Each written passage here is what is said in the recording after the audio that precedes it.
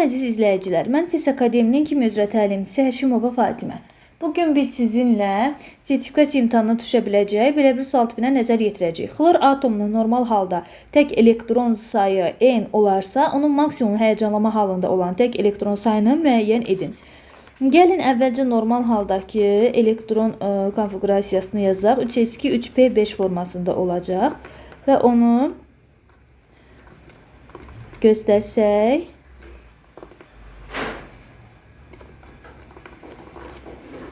Əlbəttə elektronları yazarkən Pauli prinsipi və Hut qaydasını gözləmək lazımdır.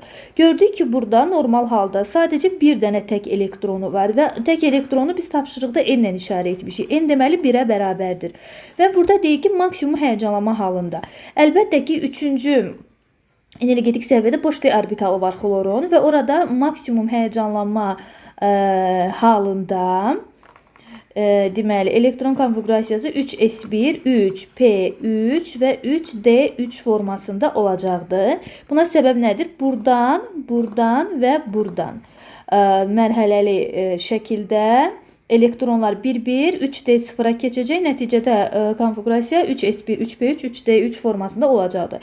Və buradakı deməli bilirik ki, tək elektronların sayı artıq 7-yə bərabər olacaq.